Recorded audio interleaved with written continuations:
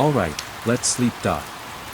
Pull your duvet up, fluff your pillow, and imagine it's a crisp autumn evening in the year 1415, though you wouldn't know the date, because most people were too busy avoiding the Black Death's grandchildren and praying for a good harvest. But the kings and nobles knew exactly what day it was, because they had calendars written by monks who had far too much time on their hands. Our story begins in England, with a young king named Henry V. He was 28 years old, tall, slender, with a clean-shaven face and a piercing gaze that could make a seasoned knight drop his sword. He had a famous scar on his cheek from an arrow that had nearly killed him when he was a teenager, fighting rebels, because that's what princes did for fun. He spoke fluent French, of course, loved music, and was famously devout, but he also had a temper that could boil a kettle from 10 paces. Henry had become king in 1413, after his father, Henry IV, died, not from battle, but from a chronic skin disease that made him look like a leper. The young Henry inherited a kingdom that was still recovering from civil wars, plagues, and a treasury that was emptier than a friar's bowl. But Henry was ambitious. He wanted to be remembered, not as a domestic king, but as a conqueror, a second Edward III who would claim the throne of France. Now, why did Henry want the French crown? Because his great-great-grandfather, Edward III, had started the Hundred Years' War back in 1337, claiming that he had a better right to the French throne than the French king himself, because Edward's mother was the sister of the last French king. It was a classic medieval family squabble, except it lasted for generations and killed hundreds of thousands of people. By 1415, the war had been going on for nearly 80 years, with periodic truces, but no one had forgotten the grudge. Henry V, however, was not content with truces. He wanted the whole pie, the French crown, the duchies, the vineyards, the castles, and maybe even a few of those fancy French cheeses. So he spent 1414 and early 1415 preparing an invasion. He raised taxes, sold royal jewels, borrowed money from Italian bankers, and commissioned the largest fleet England had ever assembled, over 1,500 ships. He recruited knights, archers, men-at-arms, and even a few disgruntled Welshmen who were happy to shoot anything that moved. His army numbered about 12,000 men, 2,000 knights and men-at-arms, heavily armored, and 8,000 longbowmen, lightly armored, but carrying the most terrifying weapon of the age, the English longbow. The longbow was made of yew, 6 feet tall, and could fire an arrow with enough force to pierce chainmail, plate armor, and sometimes even a horse's skull.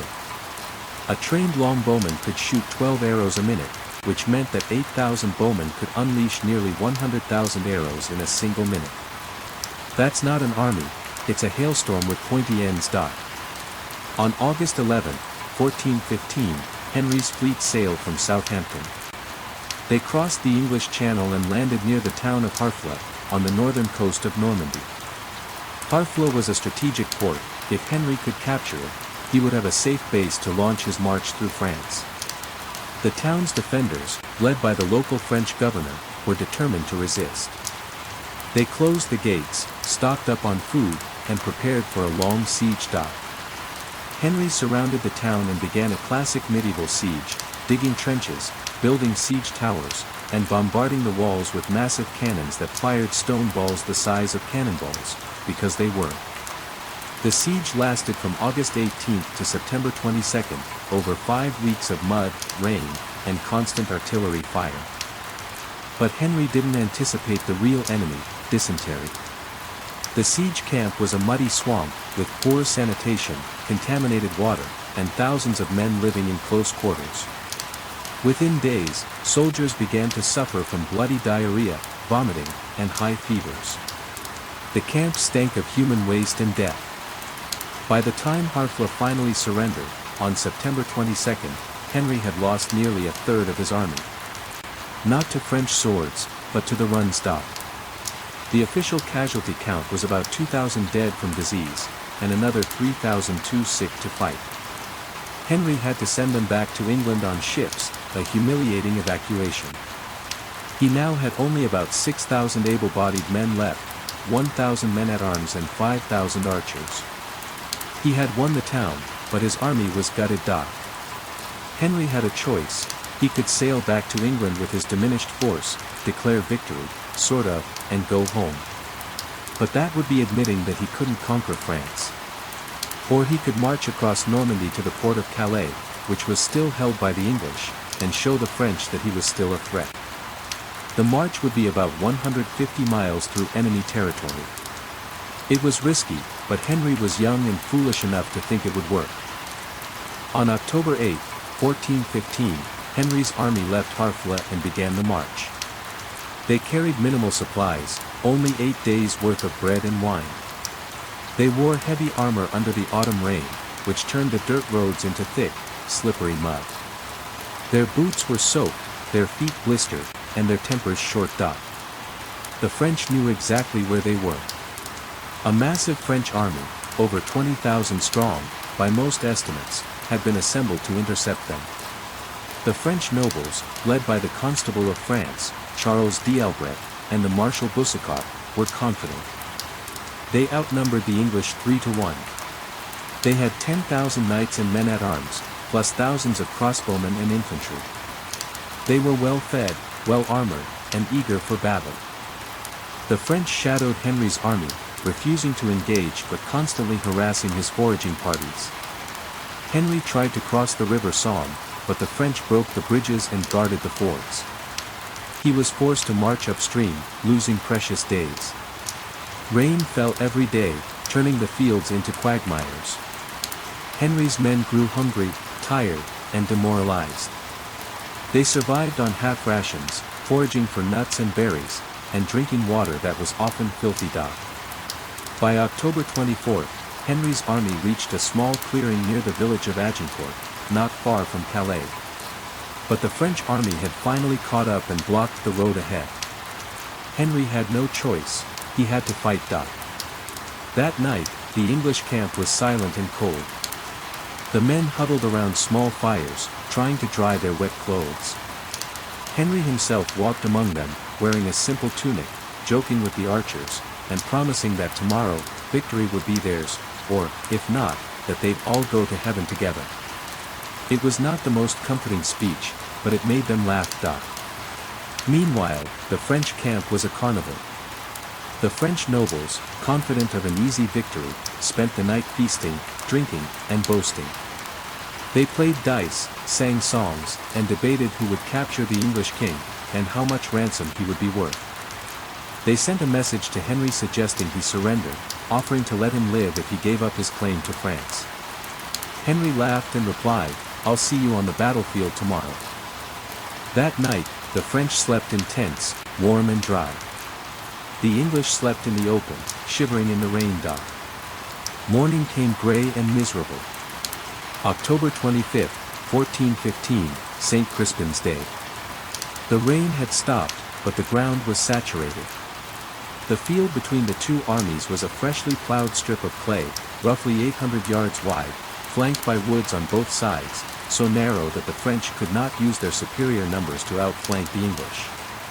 That was a blessing for Henry. Henry positioned his army in a classic English formation, 3 battles, groups, of men-at-arms, dismounted, each flanked by wedges of archers.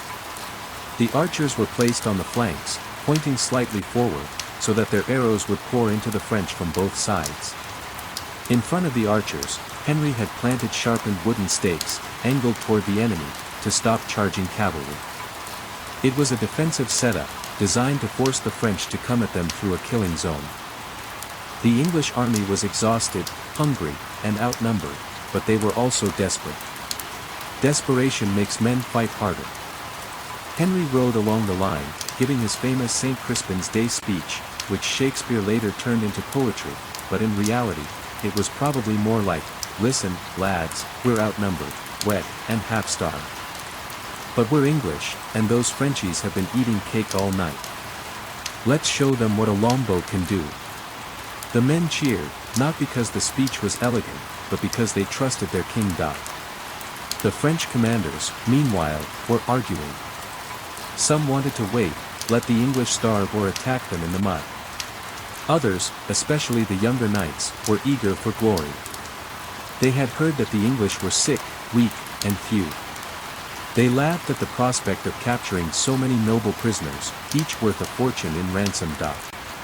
The Constable D'Albret ordered the French army to form 3 lines. The first line, led by the constable himself, consisted of heavily armored knights and men-at-arms on foot, about 8,000 of them, marching forward in a dense column. The second line had another 5,000 infantry.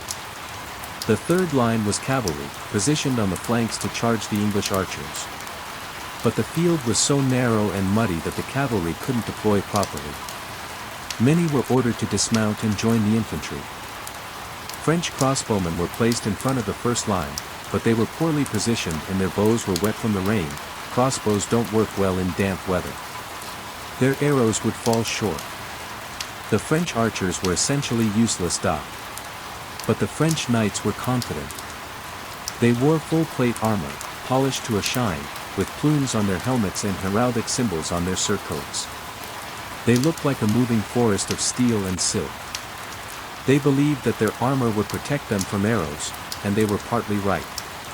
But they had overlooked one thing, the mud. The field had been plowed for autumn planting, then soaked by days of rain. It was now a deep, sticky mire, like chocolate pudding, but more slippery and smelling of cow manure. The French knights, wearing heavy armor that weighed 60 pounds or more, had to march through this mud. Each step was a struggle. Their boots sank ankle deep, then knee deep. They had to lift their feet with every stride, expending 3 times the energy of a normal march. And Henry's archers had planted their sharp stakes right in the mud, making the advance even more treacherous. The French knights, packed tightly together, pushed and shoved, losing their footing. Some fell, and their comrades tripped over them. The front ranks were pressed against the stakes, unable to move forward, while the rear ranks kept pushing from behind, creating a human logjam. At about 11 a.m., Henry gave the order, "Archers, draw." The 5,000 longbowmen pulled their bowstrings to their ears, aimed high, and released. The sky darkened as a massive volley of arrows soared upward, then curved down like a vengeful swarm of hornets. The arrows struck the French knights with terrifying force. Some bounced off the armor, but many found the gaps, visors, armpits, groins, and unprotected legs. Knights screamed as arrows punctured their eye slits or lodged in their throats.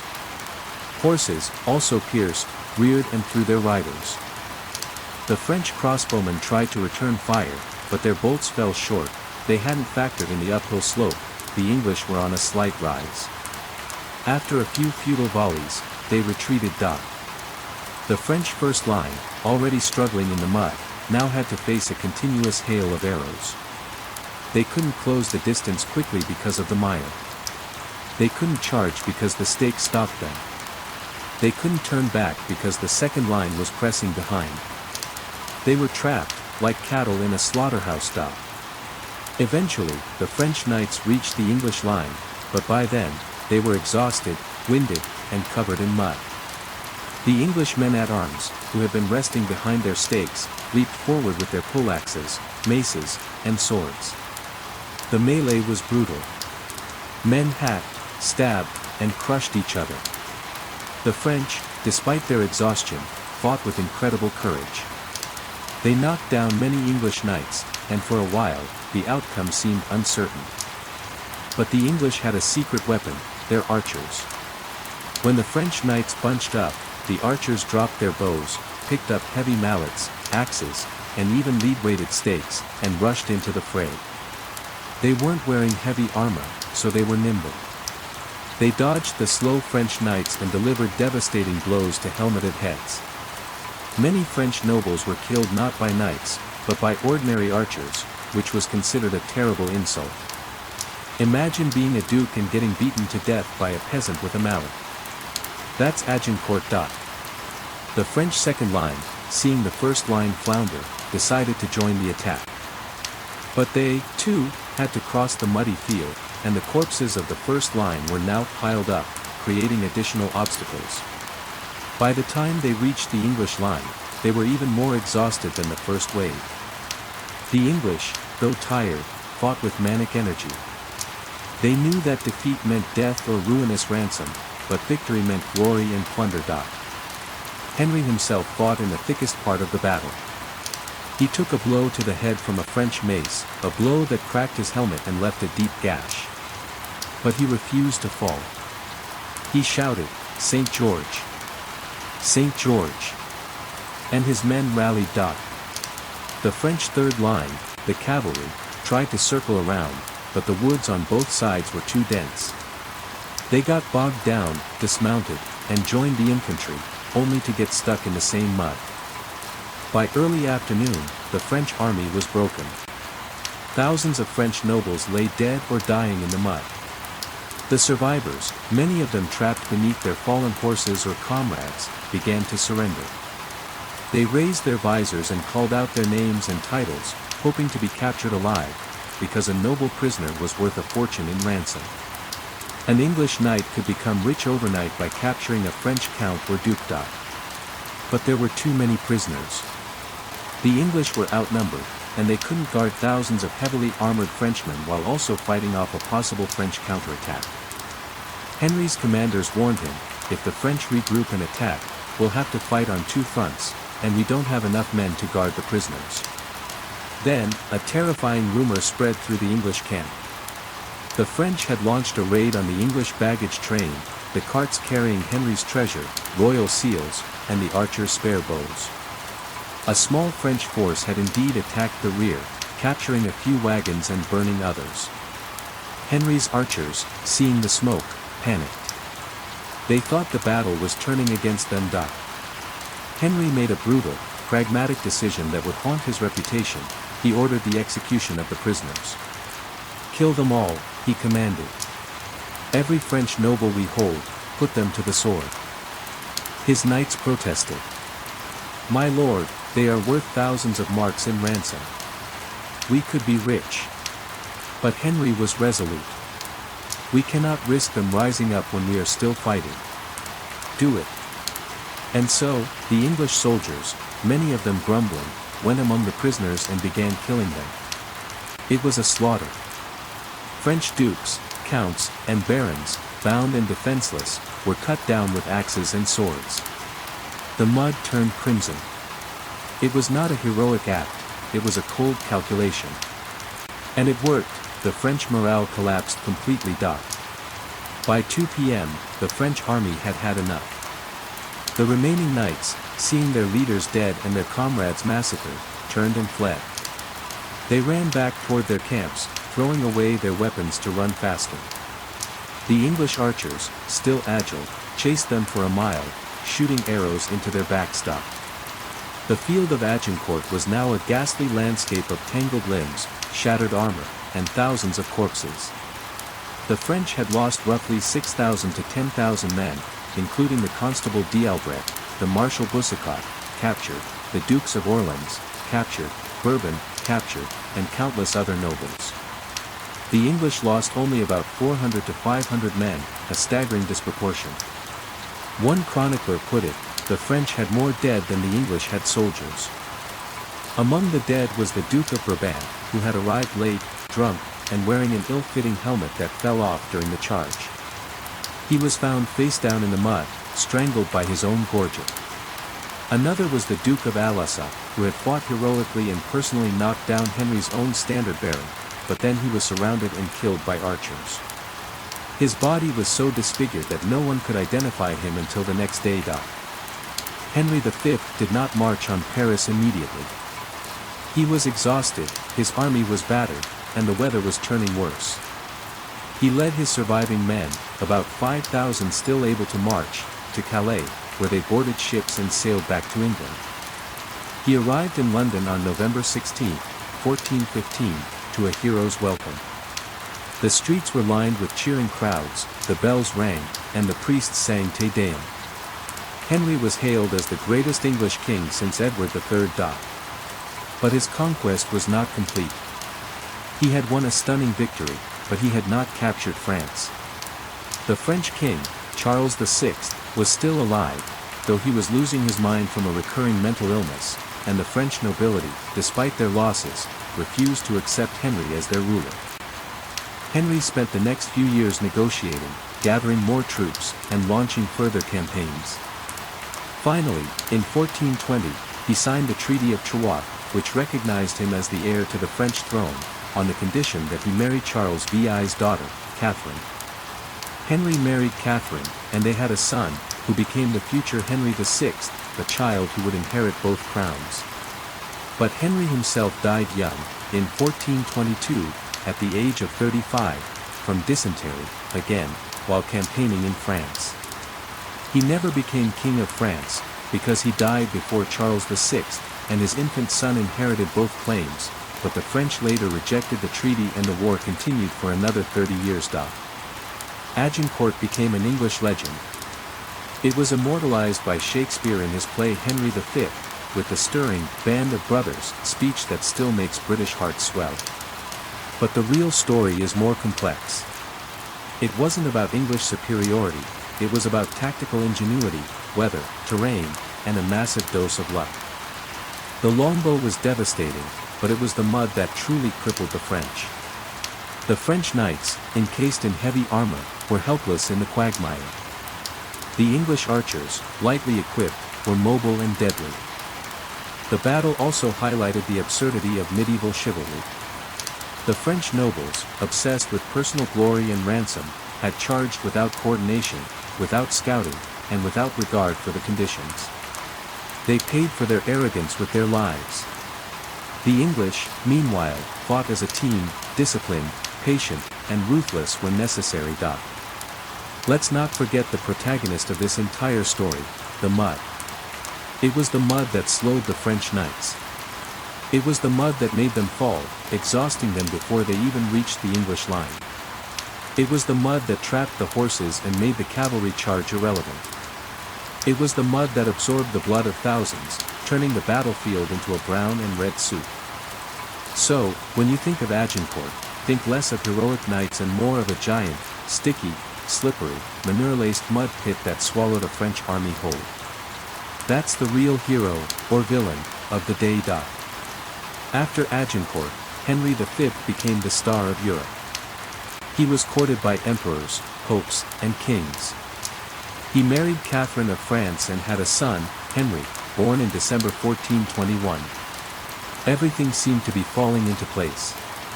But Henry's health began to decline, the dysentery he had suffered at Harfleur never fully left him. In 1422, during a campaign to support his French allies, he fell ill again and died at the age of 35, leaving his 9-month-old son as king of both England and France. The infant Henry VI grew up to be a weak and pious king, beset by mental instability, inherited from his French grandfather, and incapable of ruling. The English nobles fought among themselves, and the French, inspired by a teenage peasant girl named Joan of Arc, began to push the English out. By 1453, the English had lost all their French territories except Calais. The 100 Years' War ended, not with an English triumph, but with a French victory. So, in the long run, Agincourt was a spectacular but ultimately hollow victory. It gave England a generation of glory, but it didn't secure the French crown. It only made the war drag on for decades, killing more people and creating more misery. Let's take a moment to appreciate the sheer comedy of medieval warfare.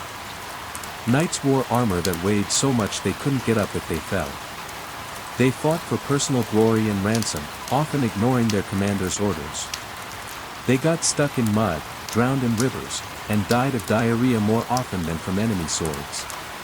Their castles were cold, drafty, and smelled of manure. Their feasts were rich but gave them gout. Their queens were often teenagers who died in childbirth. And yet, they took themselves so seriously. They wrote long poems about chivalry, courtly love, and honor. They jousted at tournaments, showing off their skills, while peasants starved in the fields. They believed that God was on their side, both sides, simultaneously. They prayed before battles and then butchered their prisoners. They swore oaths and broke them whenever convenient. Agincourt is a perfect case study in this absurdity. The French knights, laden with armor, attempted a frontal assault across a muddy field against a dug-in enemy with the medieval equivalent of machine guns, the longbow. They failed spectacularly. But did they learn? No. They fought the same way for decades, losing again and again. It's easy to romanticize Agincourt, the underdog victory, the rousing speeches, the brave archers. But we must remember that those 6,000 to 10,000 French dead were real people. They were fathers, brothers, sons. Many of them were young, barely out of their teens. They died screaming, choking on mud and blood, not for a noble cause, but for a feudal dispute over who had the best great-great-grandfather. The English dead, though fewer, also left families behind. Their wives became widows, their children orphans, their fields untilled. The war brought no lasting peace, no prosperity, only more war. So, my sleepy friend, what do we take from this muddy, bloody, ridiculous story? First, never underestimate the power of the environment. The French had the best armor, the best horses, and the best training, but they forgot to check the weather forecast. The mud was their true enemy, not the English. In our own lives, we often overlook the small, mundane details, the wet floor, the broken step, the heavy rain, and they can bring us down faster than any grand opponent. Second, pride comes before a fall, literally, in this case. The French nobles were so confident that they spent the night feasting and boasting. They didn't scout the field properly, they didn't coordinate their attacks, and they paid the price. Humility is not just a virtue, it's a survival strategy. Third, sometimes, desperate people are the most dangerous. The English were hungry, sick, and outnumbered, and they fought like demons. When you have nothing to lose, you fight with everything. It's a lesson in resilience, even when odds are against you, if you keep your head and exploit your enemy's weaknesses, you can win. Fourth, leaders are not always noble. Henry V ordered the execution of prisoners, a brutal act that historians still debate. He was a great king, but he was also a pragmatist who did what he thought necessary. Leaders are human, with flaws and difficult choices. We shouldn't idolize them uncritically. And finally, history is not a fairy tale. There is no clear hero, no perfect ending. Henry died young, his son was a disaster, and the war continued. Victory is often temporary, peace is fragile. But that doesn't mean we shouldn't strive for better. We can learn from the past, laugh at its absurdities, and hope to avoid repeating its worst mistakes. Imagine, if you will, a quiet night on the field of Agincourt, centuries later. The moon shines on the same mud, now covered in grass and wildflowers. The ghosts of the dead gather, French knights in tattered surcoats, English archers with broken bows, and a lone horseman, Henry V himself. They look at each other, shrug, and one of the French dukes says, "We really should have waited for the ground to dry." Henry nods. "And I should have negotiated a better treaty." They laugh, shake hands, and fade into the mist. And you, my listener, have drifted halfway to sleep. The kings are gone, the arrows are silent, the mud has dried. All that remains is a quiet story, told under a warm blanket, to remind you that even the grandest battles are, in the end, just human folly, and that a peaceful night's rest is the greatest victory of all. So, sleep well. Sleep deeply. And may your dreams be free of mud, longbows, and French dukes. Good night.